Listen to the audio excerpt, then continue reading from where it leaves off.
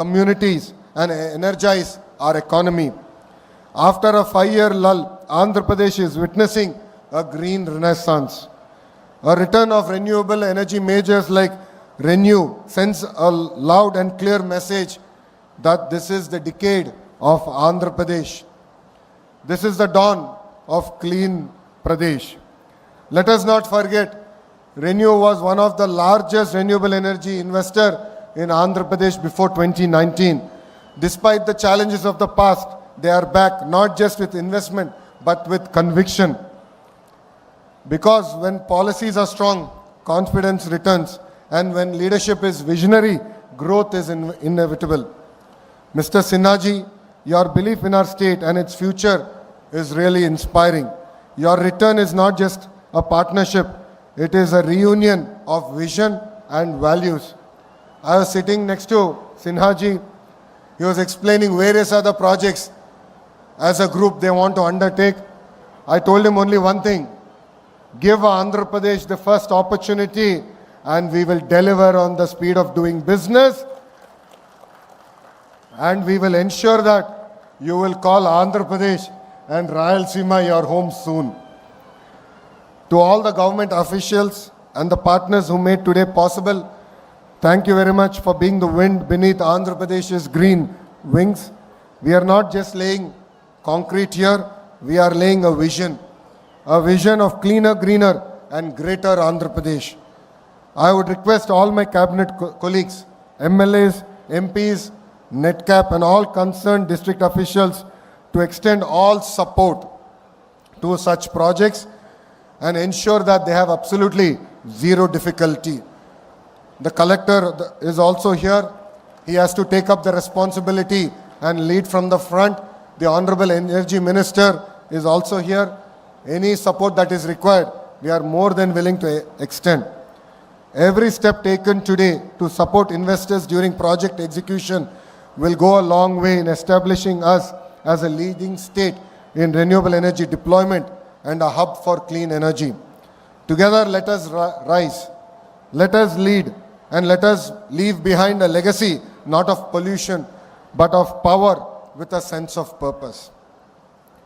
ఇప్పుడు ఇక్కడున్న రైతులందరినీ ఉద్దేశించి నేను మాట్లాడాలనుకుంటున్నా. 2014లో రాష్ట్ర విభజన జరిగినప్పుడు కట్టుబట్టలతో మెడబట్టి మనం బయటికి గెంటేశారు. రాజధాని ఎక్కడ ఉండాలో కూడా చెప్పని పరిస్థితి. ఆనాడు చంద్రబాబు నాయుడు గారు ఆంధ్రులందరినీ ఒప్పించి ఒకే రాష్ట్రం, ఒకే రాజధాని, కానీ అభివృద్ధి వికేంద్రీకరణ నినాదం తీసుకున్నాం. దాంట్లో భాగంగా అనంతపూర్కి కియా మోటార్స్ని తీసుకొచ్చాం. ఆనాడే అనంతపూర్ జిల్లాకి జాకీ లాంటి పరిశ్రమలు తీసుకొచ్చాం. ఏకంగా అనంతపూర్ కర్నూలు జిల్లాని రెన్యూవబుల్ ఎనర్జీ హబ్గా తీర్చిదిద్దాల లక్ష్యంతో అడుగులు వేసాం, పునాదులు వేసాం. కానీ ఒక్క అవకాశం అన్న మాట ఎన్ని గడిచిన 5 సంవత్సరాలు రాష్ట్రం దారి తప్పింది. దానివల్ల తీవ్రంగా నష్టపోయింది ఆంధ్ర యువకులు. ఎక్కడ ఉద్యోగాలు, ఉపాధి లేని పరిస్థితి. చాలామంది నన్ను అడిగారు, 5 సంవత్సరాలు మనం ఇబ్బంది పడ్డాం, మన దగ్గర బెంగళూరు లేదు, చెన్నై లేదు, హైదరాబాద్ లేదు, మన పరిస్థితి ఎలా ఉంటుందని. ఆనాడే వాళ్ళందరూ చెప్పా, మన దగ్గర ఒక బ్రాండ్ ఉంది, ఆ బ్రాండే గౌరవ ముఖ్యమంత్రి చంద్రబాబు నాయుడు గారు. ఈరోజు సిన్హా గారు ఇంత దూరం వచ్చి ఈ ప్రాజెక్ట్ ఆంధ్ర రాష్ట్రంలో పెడుతున్నారంటే దానికి కారణం మన బ్రాండ్ బాబు. ఈరోజు పెద్ద ఎత్తున టీసీఎస్ ఉత్తరాంధ్రలో పెట్టుబడులు పెడుతున్నారంటే దానికి కారణం ఒక బ్రాండ్, అది బాబు గారు. ఇట్లా పెద్ద ఎత్తున పెట్టుబడులు తీసుకొస్తున్నాం. గౌరవ మంత్రి గారు ఇప్పుడే చెప్పినట్లు బాబు సూపర్ 6లో తొలి హామీ 20 లక్షల ఉద్యోగాలు కల్పిస్తామని. దాంట్లో భాగంగా ఈ ప్రాజెక్ట్ మన ప్రాంతాన్ని తీసుకొచ్చాం. వెనుకబడిన రాయలసీమ జిల్లాకి ఈరోజు తీసుకొస్తాం జరుగుతుంది.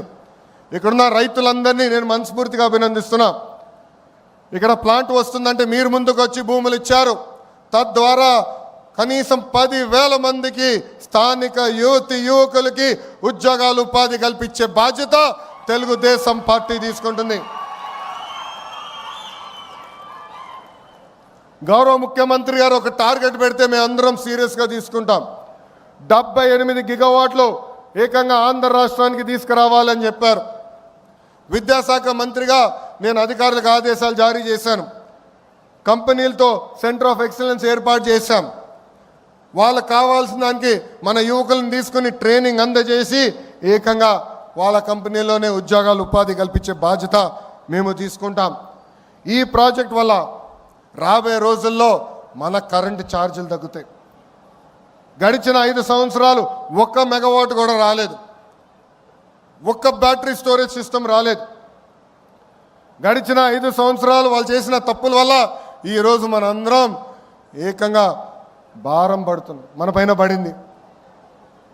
మనం డబ్బులు చెల్లించాల్సిన పరిస్థితి వస్తుంది. అందుకే ఇలాంటి ప్రాజెక్టులు తీసుకొచ్చి కరెంటు ఛార్జీలు తగ్గించే లక్ష్యంతో మీ ప్రభుత్వం పనిచేస్తుందని ఈ సభాముఖంగా తెలుపుతున్నా. మన నేలపై జనరేట్ చేస్తున్న కరెంట్ ఏకంగా ఆంధ్ర రాష్ట్రానికి కాదు, మొత్తం భారతదేశానికి మన ఆంధ్ర రాష్ట్రం అందించబోతుంది. గౌరవ ప్రధానమంత్రి నరేంద్ర మోడీ గారు ఒక విజన్, ఒక సంకల్పంతో పనిచేస్తున్నారు. మనం చూసాం, ఉగ్రవాదులు మన భూభాగంలోకి వచ్చి అమాయకులను చంపారు.